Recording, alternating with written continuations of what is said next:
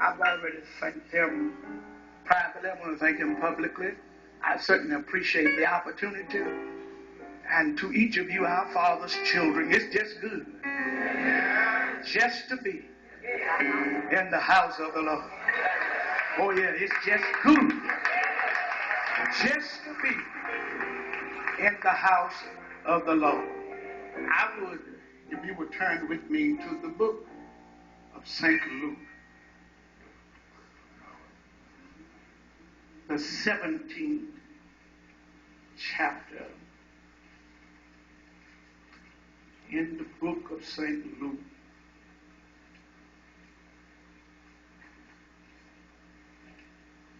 th chapter, beginning in the 11th verse, you will find these words.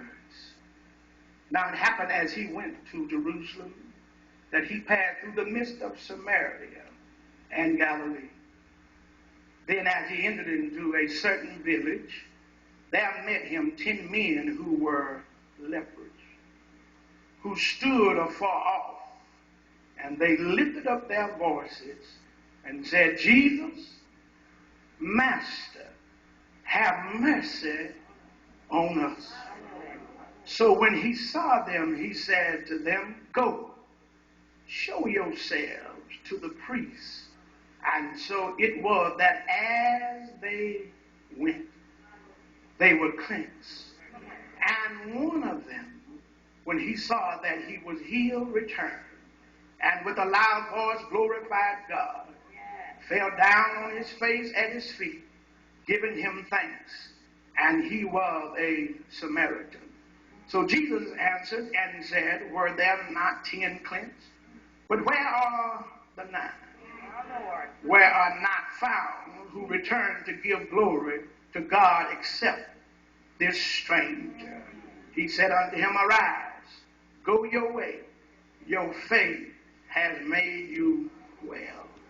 I want to talk about briefly this morning from the thought, an attitude of gratitude. Come on. An attitude of gratitude. Oftentimes, we find ourselves to the point to where we think folk just automatically just owe us. Come on. But as a little boy, my mama taught me that when people do things for you, that you ought, the very least you can do is say, thank you. Oh yeah, sometimes it looks like that folk now always got their hand out and you're trying to help and look like the one you helped the most, look like the one that hurt you the most. Y'all gonna pray with me? I'm not gonna be here long. But look like nobody, they got attitudes all right, but not an attitude of gratitude. Yeah, an attitude, an opinion, feeling expressed verbally or by posture, by their action. You know how, they can pop their finger and pop their head, showing an attitude. But I'm here to say that I think after when God do things for us, that we ought to at least say, thank you. I'm saying that when people do things for you, you ought to at least say, thank you. Well, then it's a gratitude, a appreciation for favors uncalled for. A favor that really you didn't even ask for. Just more or less, we have to thank God for his mercy, because mercy keeps us from getting what we deserve. And that's death, that's destruction.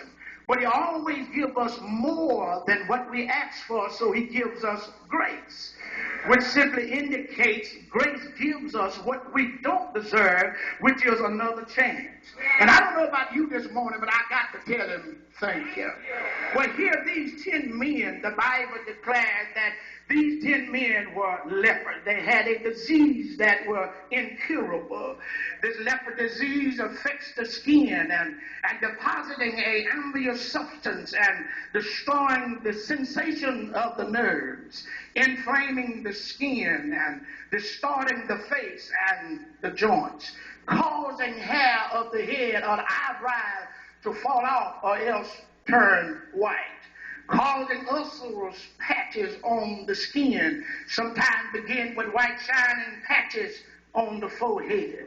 Bone by bone drops off and lips hang down, exposing the teeth and the gums. And then comes death. And of course you understand that these lepers could not be with their families like you and I. They could not go to church like you and I. They could not go to the mall like you and I. They were isolated in a place, amen, all to themselves, separate from the society. The Bible declared that these lepers associated this together without the camp. In other words, a habitation was provided for them outside Jerusalem upon the Gera. As the name implies, the hill of strafing or leprosy. These lepers was a walking tomb, a parable of death and sin. But you do understand that the Bible said in Romans 6:23 that the wages of sin is death, but the gift of God is eternal life. So these lepers was to cry out, unclean, unclean, to warn all not to defile themselves by approaching him. So these 10 men here in the text, as it tailored to teach, stood afar off, lifting up their voices, saying, Jesus, Master, have mercy on us. You can hear that, can't you? Jesus, Master, have mercy on us. I want you to understand that they knew that having mercy on them would help and plead their cause, plead their case. Have you ever been in a situation that all you could do was to, amen, to say, Jesus, Master, have mercy. You know when things is in a situation that you don't know how to pray about it, all you can say was, Jesus, Master, have mercy. You know, I've been there. I've been there to where, you know, I didn't know how to pray about a situation. Praise the Lord. And then many a time that when I even bowed my head, praise the Lord, all would come out was, Lord, have mercy. That's what the old folk told me. Lord, have mercy. So I want you to understand, praise the Lord, as I hurry on, that they declared and they cried out, Jesus, Master, have mercy on us. You know, more or less, you got to understand that even there were two men that went into the temple to pray, one a Pharisee and one a publican. And the Pharisee started his prayer out, but he ended it up wrong. He said, Lord, I thank you. And then it ended saying, but I'm not like him. But the publican, all he could do was lay his head in his breast and say, Lord, have mercy on me, a sinner. So here these 10 men stood afar off, and they lifted up their voices saying, Jesus, Master, have mercy on us. Notice they said on us. Nobody being selfish and saying on me, but they said on us. 9 Jews and 1 Samaritan, but all of them said on us. Master, Jesus, have mercy on us. In other words, having mercy on us, it pleads our case. And we want you to do something not just for one of us, but for all of us. And I think all the saints of God, when we pray, we ought to want God to do something not just for one of us, but for all of us. Y'all gonna pray with me? I'm gonna be long. But for all of us. So here, amen, they didn't ask him to pray for them. They didn't ask him to anoint them with any oil. They didn't even ask him to be healed. But all 10 of them at the same time asked for the same thing, like a 10-voice choir saying, Jesus, Master, have mercy on us. So Jesus, knowing their situation, spoke and told them, go show yourselves to the priest. They could have said, but Jesus, the reason we are here in this village, we already been to the priest. And as a result, we are here in this village. But no, they obeyed him. And I want to tell you today, that if you intend to be healed, you got to obey. If you intend to be blessed, you got to obey. If you intend to be delivered, you got to obey. If you intend to be set free, you got to obey. they, all 10, left going their direction. And I want you to understand that here they are. They did not have nothing but Jesus' word. Well, praise the Lord. They obeyed him. They had nothing but his word. No hands laid on them, but they had his word. No oil put on them, but they had his word. No prayer went up for them, but they had his word. And that's just like Jesus. He speaks and blinded eyes is open. He speaks and deaf ears is unstopped. He speaks and the lame get up and walk. He speaks and demons depart. I want you to know there's power in just the voice of Jesus. Anybody know his voice? Come on, don't fool me. Anybody here knows his voice?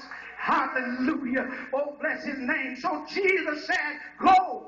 Praise the Lord. So it was that as they went, in other words, the farther they got from Jesus, they were cleansed. They left Jesus' leprosy. But as they went, they were being cleansed. Lord have mercy. Did anybody ever ask the Lord for anything, and when you got up, the situation still looked at the same? But I'm here to tell you, as they went, I feel pretty good right about now. As they went. So here, amen, the Bible said that as they went, they were cleansed. So here in verse 15 is where I'm trying to get to hurriedly, and one of them, Lord have mercy, is where I get my thought from, an attitude of gratitude, and one of them, Lord have mercy. Somebody help me say one of them. 10 men cleansed, but one of them, Lord have mercy. 10 men healed, but one of them. The Bible said in one of them, when he saw that he was healed, he returned with a loud voice and glorified God. And let me just pause there just for a minute. The Bible said with a loud voice. And sometimes, amen, we be at the football game, we making a lot of noise. We be at the basketball game, we making a lot of noise. We be at a track meeting, we making a lot of noise. We be in other public places, we making a lot of noise. But when it comes to the church, look like we have traded, making a job for noise for blessed quietness. It's so quiet sometimes you can hear a rat licking, Lord, but somebody in here ought to lift up their voice. If I got any help in here, somebody ought to lift up their voice. And then somebody ought not be ashamed who's sitting next to you, but you ought to lift up your voice. It don't matter who's in the front, who's in the back, but you ought to lift up your voice. It don't matter who's on the left, who's on the right, but you ought to lift up your voice and let the Lord know that you appreciate him. Let the Lord know that you thank him. Do I have a witness in here? Somebody ought not be ashamed. Let the Lord know, I just want to thank you. I can't give you no silver. I can't give you no gold. I can't give you no houses. I can't give you no land. But I can give you the fruit